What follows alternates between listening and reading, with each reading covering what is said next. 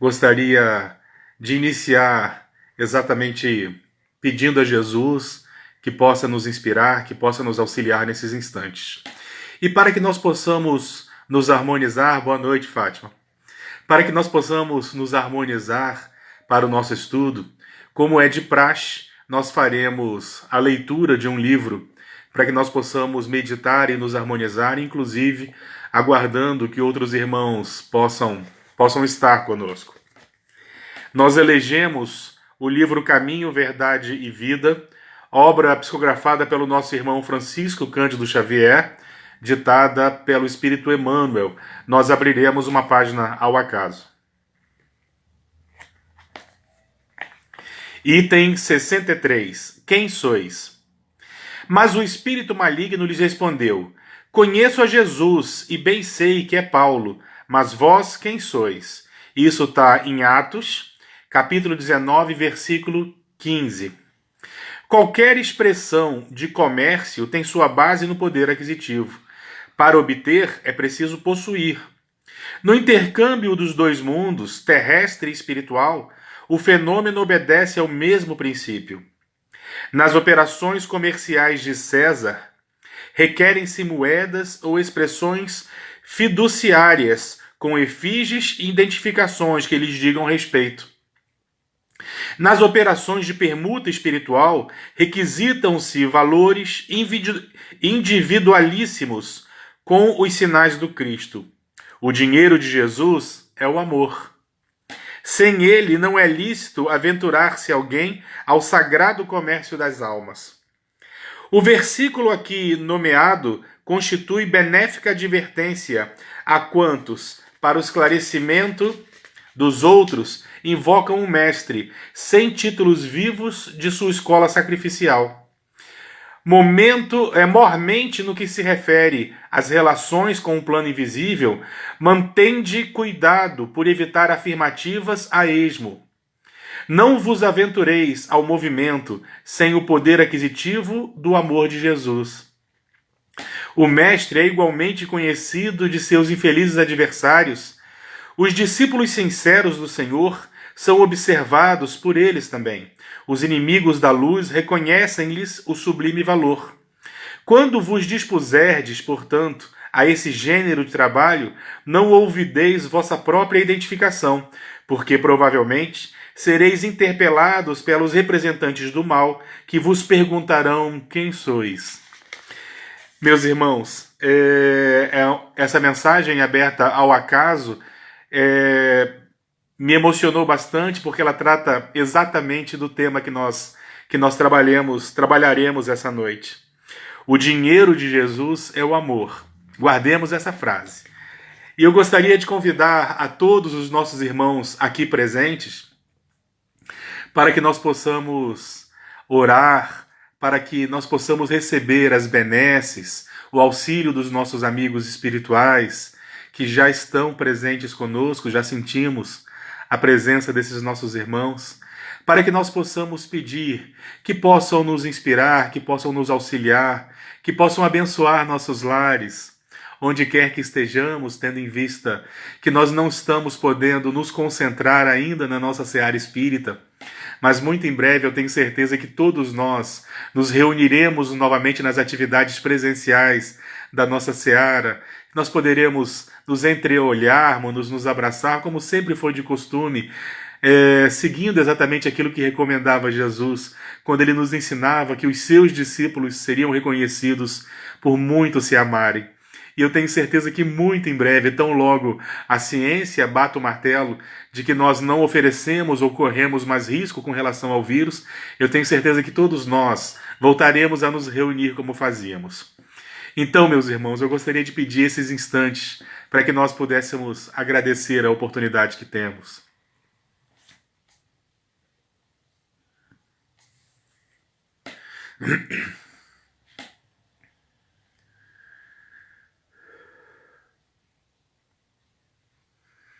Jesus, divino e amado Rabi da Galileia, te buscamos em prece, Senhor, vós que sois a luz do mundo. para que tu possas vir clarear nossos pensamentos, iluminar nossos corações, iluminar nossos caminhos, para que nós possamos contigo seguir, Jesus. Divino guia de toda a humanidade, queremos nesses instantes te agradecer pela oportunidade que temos, pela oportunidade da reencarnação nesse educandário divino, por tudo aquilo que encontramos, pelas oportunidades, pelas provas, pelas dificuldades, por tudo aquilo do qual nós necessitamos. Te agradecemos, Senhor, pelo pão nosso de cada dia que não nos faltou. Te agradecemos pelo teto que nos abriga. Te agradecemos por nossas famílias, Senhor. Te agradecemos pelas oportunidades e pelas dificuldades que enfrentamos. Te agradecemos por mais esse dia.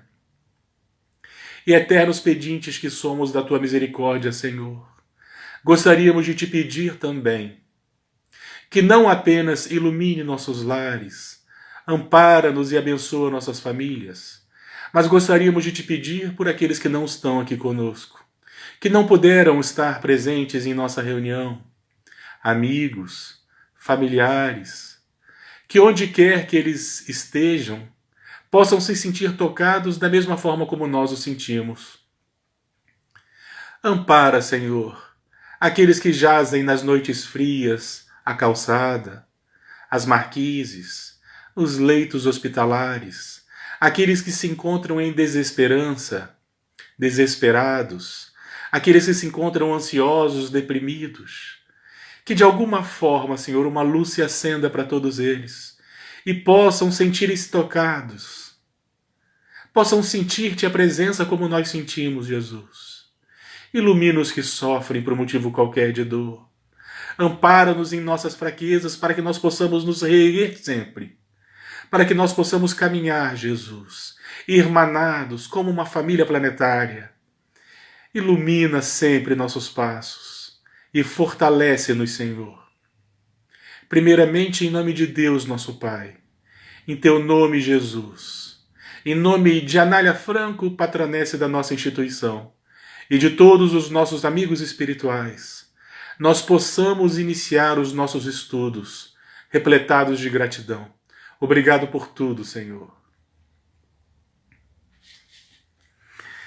Boa noite novamente a todos os nossos irmãos. Hoje para nós é um dia muito especial, dia 11 de agosto, é o dia do estudante. Somos todos estudantes, na verdade, entre nós aqui na Terra, discípulos do Evangelho, não existem mestres, somos todos aprendizes. O mestre para nós é o Jesus. Ele é o mestre de todos nós, que naturalmente manda representantes, esses espíritos avatares, que sempre nos inspiram, que nos auxiliam nas nossas dificuldades. Então hoje, como dia do estudante, é um dia muito especial para nós nos reunirmos em estudo, aprendizes que o somos das mensagens do Evangelho, à lente da doutrina espírita. Somos muito gratos por essa quarta-feira, por esse dia tão especial. E somos gratos também pela direção da instituição que nos oferece essa oportunidade de nos reunirmos, de debruçarmos na mensagem do Evangelho de Jesus, as lentes da doutrina espírita. E como nós falamos instantes atrás, tenho certeza que muito em breve todos nós poderemos voltar às atividades da nossa seara espírita. Meus irmãos, como nós sempre o fizemos ao longo desse tempo, nós sempre iniciamos buscando nos evangelhos os subsídios, os recursos, as lições das quais nós necessitamos para que nós possamos lograr a reforma íntima, vencermos-nos verdadeiramente, para que nós possamos, através desses recursos, praticar a caridade mais sincera, que é nosso objetivo aqui na Terra. É nosso objetivo aqui na Terra vencermos-nos no sentido do amor. Então, nós sempre buscamos nas páginas do Evangelho as lições que nós abortaremos para encontrarmos aquilo que nós necessitamos. Nós sabemos que a lição que nós vamos estudar nessa noite é uma lição muito conhecida, muito estudada por todos nós. Nós que já tivemos, por exemplo, uma iniciação nas igrejas católicas, no catecismo católico, nas igrejas evangélicas, protestantes, ou mesmo na nossa seara espírita, tendo em vista que o assunto que nós iremos abordar, ele está contemplado no Evangelho segundo o Espiritismo, todos nós já o estudamos em alguma ocasião. Mas os evangelistas, 3 evangelistas nos relatam que Jesus estaria em Jerusalém próximo ao período da Páscoa.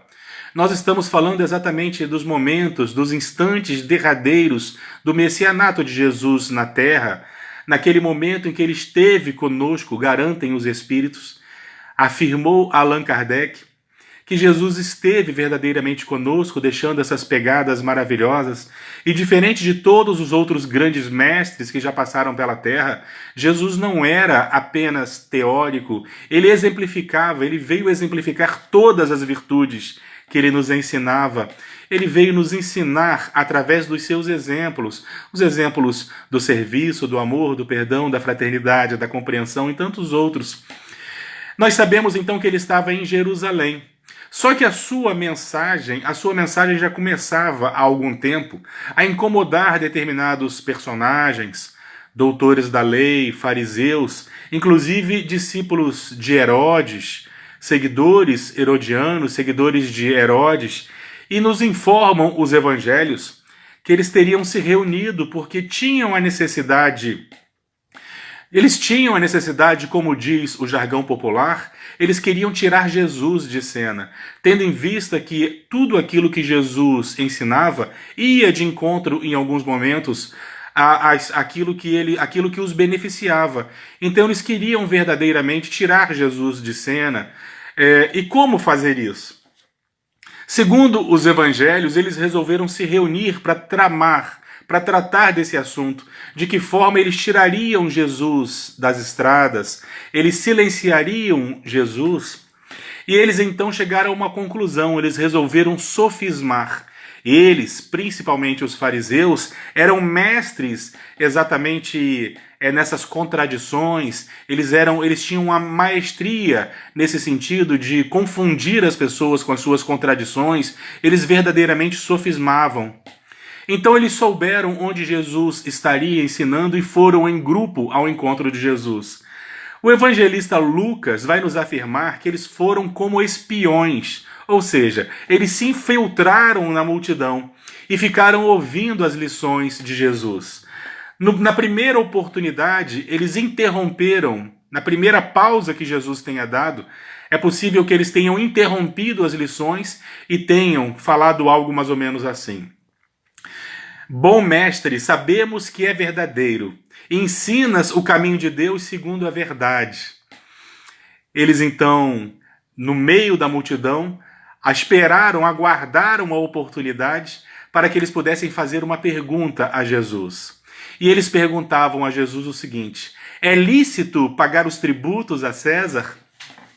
Perceberam o sofisma? Eles não estavam fazendo ali nenhum tipo de inquirimento, eles não estavam pedindo ali nenhum tipo de aconselhamento de Jesus, ou sequer a sua opinião sobre o assunto.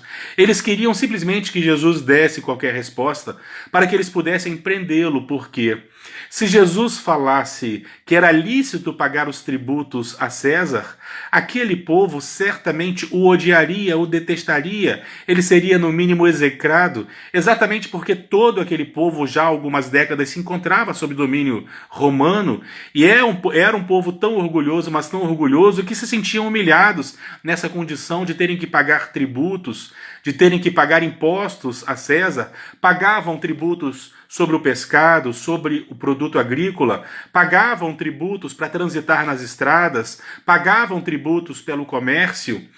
Então todos os judeus que viviam naquela região faziam isso com muito rancor, com muita mágoa, porque era verdadeiramente um espinho que lhes acicutava a carne, era algo que lhes trazia realmente muita tristeza, porque isso sempre os lembrava que eles estavam sob o jugo romano, sob o domínio dos romanos, e eles tinham que pagar pesados impostos, Então perguntava a Jesus se era lícito pagar esses impostos. Se ele falasse que era lícito, todos os judeus o detestariam, possivelmente o Sinédrio o perseguiria.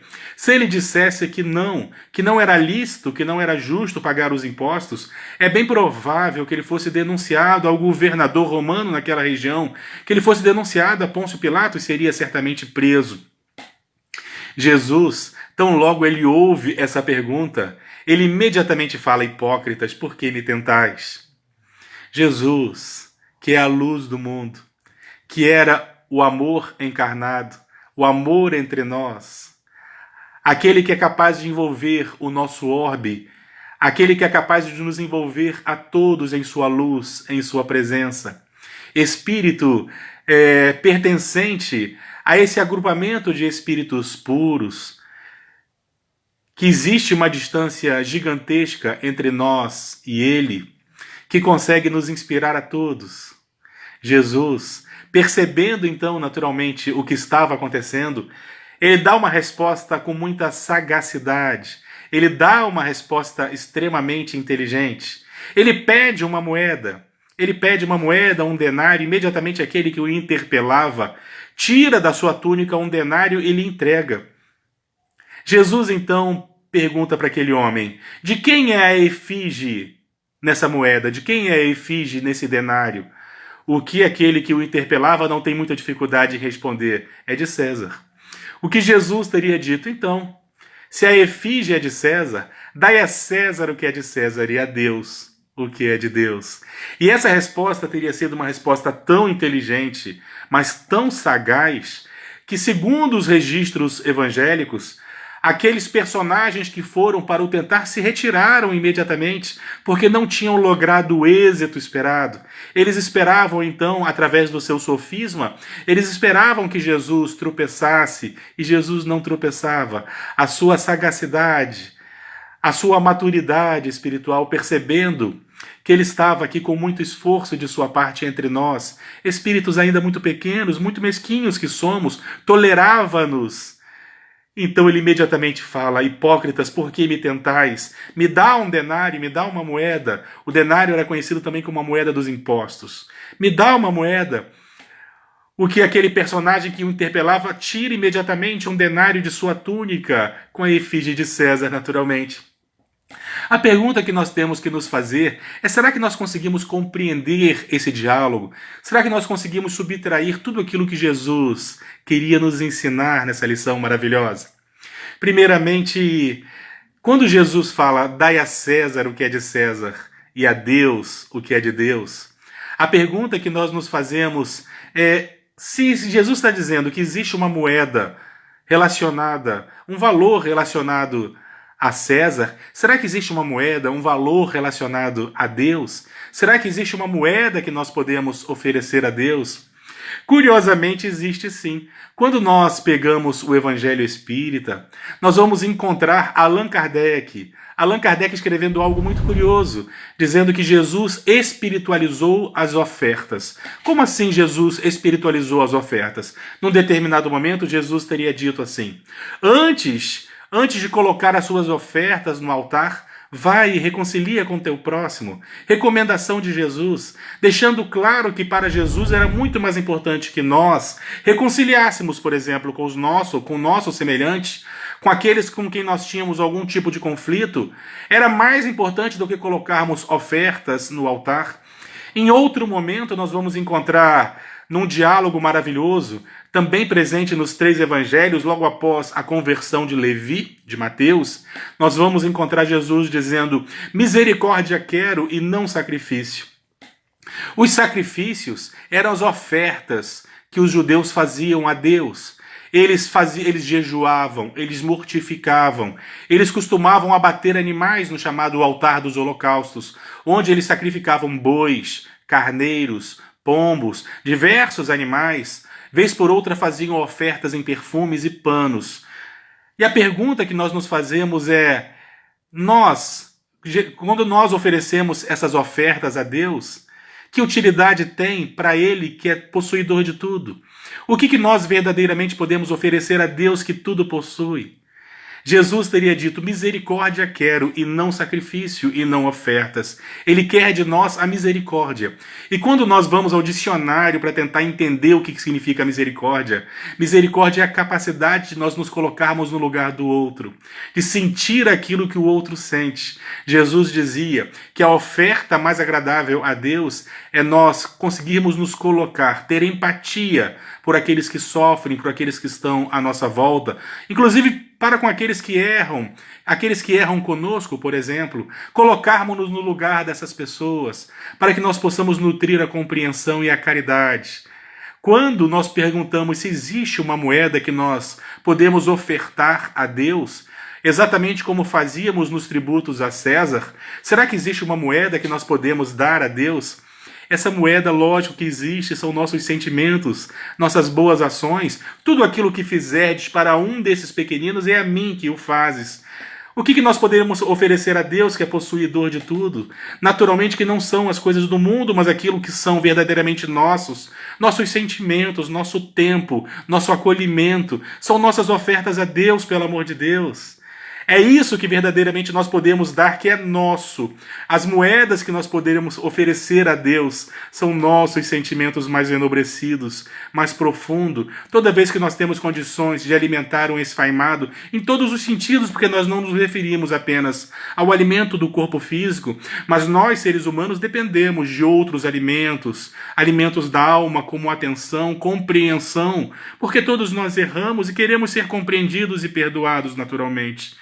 São os alimentos da alma, que nós possamos agasalhar as pessoas que se encontram nas noites frias, mas em todo tipo de frio e de agasalho, através da nossa fraternidade, da nossa compreensão. Nesse momento são tantos os irmãos que se encontram desesperados, desesperançosos, com ideação suicida. Agasalhemos dessa forma também, não apenas o agasalho da noite fria, mas das noites frias, aquelas noites sem fim, daquelas pessoas que se mergulham temporariamente num processo depressivo. É esse o tributo que Deus espera de nós, naturalmente. Se existe uma moeda a César, existe naturalmente uma moeda a Deus, e ela brota exatamente dos nossos sentimentos mais sinceros, porque viemos aqui para isso, viemos aqui com essa finalidade. Nada mais nós podemos oferecer a Deus, tendo em vista que Ele tudo possui. Aquilo que é verdadeiramente nosso, nós podemos dar a Deus. Que nós possamos dar nossa sinceridade, nossa amizade, nós possamos auxiliar os enfermos de toda a ordem, que nós possamos nos auxiliar, inclusive que nós possamos nos amar também, criaturas que somos de Deus. Nós amamos a Deus e servimos a Deus servindo a sua criação. Somos também criaturas dele, naturalmente. Então, que nós possamos fazer as melhores escolhas. São tributos que nós damos a Deus. Que nós possamos auxiliar aqueles que cruzam o nosso caminho, porque como nos ensina o Evangelho segundo o Espiritismo, não cruzam o nosso caminho por acaso. Aquela pessoa que passa pela dificuldade, que necessita passar pela dificuldade, é dela. Não é assim que os Espíritos nos ensinam? Mas a nossa tarefa é entender que ela não cruza o nosso caminho ao acaso. A nossa tarefa é servir, é sanar as dores, é tentar auxiliar na medida do nosso possível. Que nós também saibamos compreender isso. Então, meus irmãos, essa lição maravilhosa dos tributos que nós podemos dar a Deus. Tudo é de Deus. Agora, uma outra curiosidade que todos nós devemos meditar. Quando nós pegamos uma obra de Richard Simonetti, ele ainda nos faz um convite a uma outra meditação. Quando nós pegamos aquela moeda, quando nós pegamos um denário, que era uma moeda romana, nela vinha escrito, além da efígie de César, vinha escrito Divus et Pontificis Maximus, Pontífices Máximos, que quer dizer Deus e sumo sacerdote. Tinha a efígie de César na moeda, ainda tinha a inscrição dizendo Deus e sumo sacerdote. Segundo os historiadores, isso escrito por Richard Simonetti, em pesquisa que ele fez, segundo historiadores e rabinos que ele consultou, era comum que os judeus evitassem os denários, exatamente pelo que vinha no denário. O denário era a moeda do dominador. Os judeus sempre preferiram os talentos e os dracmas. O talento era uma moeda hebraica, os dracmas eram moedas gregas. Todos aqueles personagens, todos aqueles judeus, eles evitavam a moeda romana. Até porque na moeda romana estava associando a figura de Tibério César a Deus. Então era para eles um deus pagão e eles eram proibidos de reverenciar outros deuses. Então os judeus evitavam os denários, chamada moeda dos impostos. Eles só utilizavam denário quando não tinha outra opção. Quando aquele personagem puxa um denário da sua túnica a pedido de Jesus, ele era o retrato da hipocrisia. Porque ele estava ali questionando, tentando Jesus exatamente com esse sentimento fanista dos judeus, de rejeitar aquilo que era romano, de rejeitar a ideia de pagar impostos aos romanos, e ele puxa da sua túnica exatamente a moeda dos romanos. Aquilo que todos os judeus evitavam era o retrato da hipocrisia. Aqueles personagens, fariseus principalmente, eles tinham esse comportamento da hipocrisia. Então ele puxava um denário. Ele podia ter ali um dracma, ele podia ter ali um talento, mas era exatamente um denário. E essa hipocrisia, ela também é revelada quando ele se aproxima de Jesus na oportunidade de interpelá-lo. Ele começa exatamente enaltecendo e bajulando a figura de Jesus, dizendo: bom mestre, sabemos que é verdadeiro e que ensinas o caminho de Deus segundo a verdade. Ah, meus irmãos, tomemos muito cuidado com os bajuladores. Temos que tomar muito cuidado com os bajuladores que nem sempre se expressam de forma sincera e normalmente apresentam segundas intenções. Qual seria a intenção dele senão a de prender Jesus? Ele seria levado dali imediatamente se falasse que nós não devemos pagar os tributos a César. Ele seria odiado pela multidão que o assistia se ele dissesse que nós devêssemos pagar tributos a César. Era uma situação que colocaria qualquer um de nós em saia justa. Mas era Jesus que estava ali. Era Jesus, a luz do mundo. Jesus imediatamente rompe com aquele sofisma afirmando: se a efígie, se a moeda é de César, dai a César o que é de César e a Deus o que é de Deus. Recentemente, conversando com um jovem pastor de um grupo de pastores, uma nova geração de pastores que faz uma interpretação muito positiva dos evangelhos, que me impressionam exatamente com a capacidade que eles têm de interpretar os evangelhos de forma muito pouco dogmática, como é comum nós encontrarmos. Um jovem pastor, enfim, ele me falava exatamente sobre essa passagem. Ele falava da sapiência, da sagacidade de Jesus, quando Jesus teria dito: dai a César o que é de César e dai a Deus o que é de Deus. Segundo esse pastor, ele estaria recomendando que nós dessemos tudo a Deus e nada a César. Porque quando ele teria dito: dai a Deus o que é de Deus, tudo é de Deus. Se damos tudo a Deus, não sobra nada para darmos a César. Eu não penso que seja essa a melhor interpretação, bastante rebelde. Nós temos que pagar os nossos tributos, invariavelmente. Imagina se nós resolvêssemos então sonegar impostos, afirmando que eles não são usados com justiça, que nós pagamos impostos indevidamente. O mundo se perderia se cada um de nós resolvesse fazer aquilo que quer. E nós, vivendo em sociedade, nós não podemos viver dessa forma. Naturalmente que todos nós, por mais que seja desagradável, todos nós devemos contribuir e pagar os nossos impostos, por mais que vez por outra reconheçamos que eles não são bem utilizados. Mas a verdade é que se cada um fizesse de qualquer jeito, à sua maneira, nós não iríamos a lugar nenhum. Então, meus irmãos, que nós saibamos separar perfeitamente o que é de Deus e o que é do mundo, e que nós saibamos dar a Deus o que é de Deus e ao mundo o que é do mundo, porque sabe o que acontece? É que nós nos perdemos bastante também em alguns conceitos de acharmos ou de atribuirmos valor àquilo que não possui valor de fato. Nós, às vezes, na Terra nos apegamos tanto as coisas da terra, ignorando que para a verdadeira vida essas coisas não vão conosco. E às vezes nós nos apegamos a esses bens em detrimento dos verdadeiros bens. Às vezes nós passamos por cima de pessoas em nome de coisas. E verdadeiramente nós invertemos esses valores, porque o que vai conosco são aquilo que sai do nosso coração. Como diz o jargão popular, caixão não tem gaveta. Nós invariavelmente deixaremos na terra. Aquilo que nós julgávamos ter valor fica. Os títulos do mundo, os denários, os tributos, os dinheiros, as contas bancárias, os títulos de propriedade, nada disso vai conosco. E nós nos perdemos em diversos momentos, diversas vezes nós nos perdemos na hora de atribuir esses valores ou de compreender isso.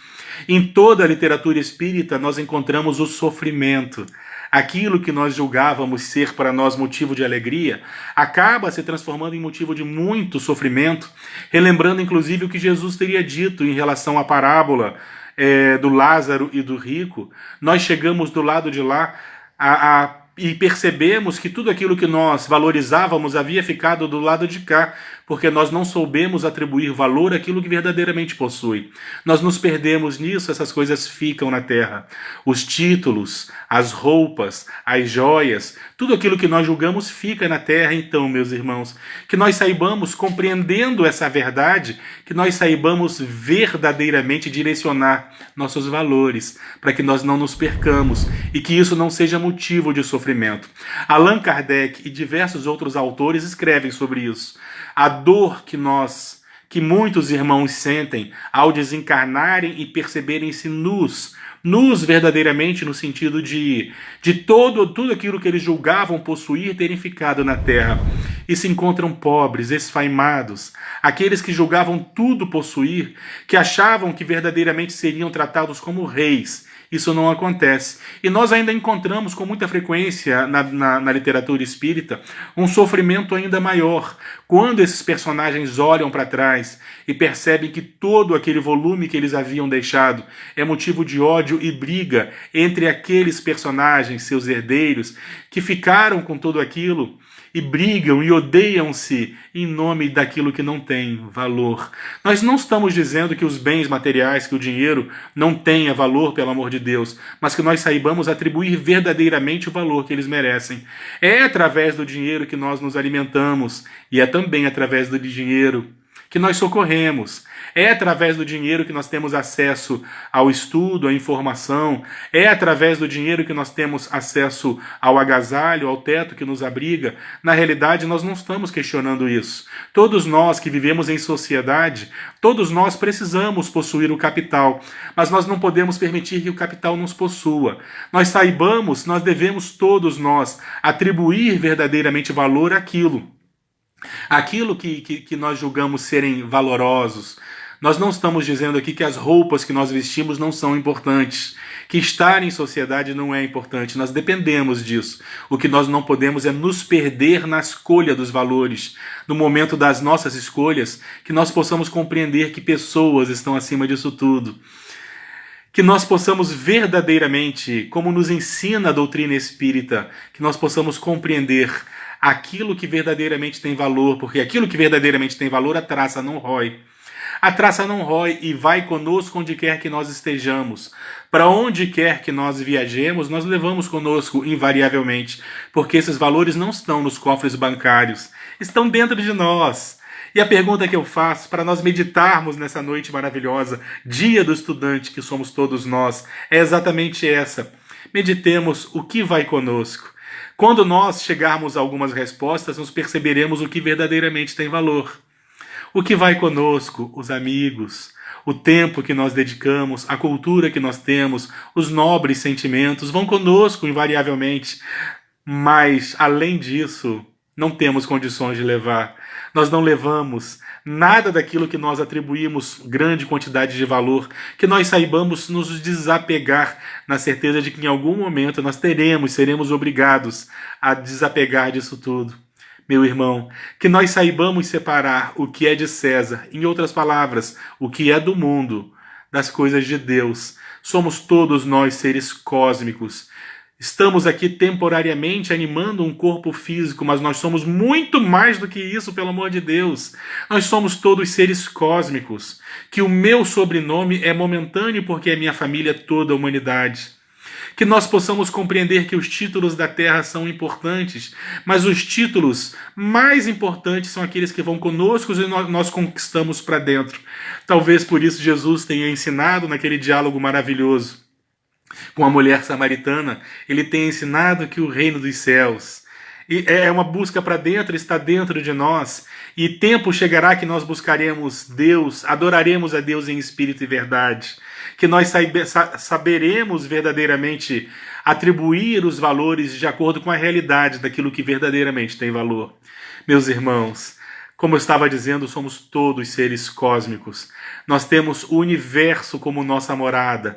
Nós estamos temporariamente matriculados nesse educandário, mas nós não somos daqui. Nós estamos aqui. Em determinado momento, chegamos aqui recebidos por Jesus, que nos conhece a todos. Ele, que é o anjo de toda a humanidade, nos recebeu nesse educandário, sabedores que somos de que nesse educandário todos nós encontramos aquilo do qual nós necessitamos, mas é temporário. Daqui nós partiremos para outros educandários, conforme nós formos nos desprendendo da terra, vencendo exatamente essas âncoras, essas algemas que nos mantêm presos a esse solo do nosso materialismo, da nossa ganância, do nosso egoísmo. Conforme nós vamos vencendo-nos, vamos vencendo as nossas más inclinações, o nosso ego, a nossa vaidade, nós vamos conseguindo alçar voos. Vamos verdadeiramente ocupando um espaço que é nosso, seres cósmicos que somos. Não nos apeguemos a nada, porque amanhã mesmo nós poderemos não estar mais aqui. Meus irmãos, que a paz de Jesus permaneça entre nós. E eu gostaria de convidar a todos os nossos irmãos que nós possamos orar em agradecimento pela oportunidade que temos. Nesse dia, repito, nesse dia tão especial, dia do estudante, todos nós somos estudantes. Na doutrina espírita não existem mestres. Mestres é Jesus. Mestres são essas grandes personagens que exemplificaram o Evangelho para que nós pudéssemos segui-los, para que nós pudéssemos compreender melhor. Somos todos aprendizes, somos todos estudantes. Então, nesse dia do estudante, é um dia de todos nós. Meus irmãos, vamos orar em agradecimento.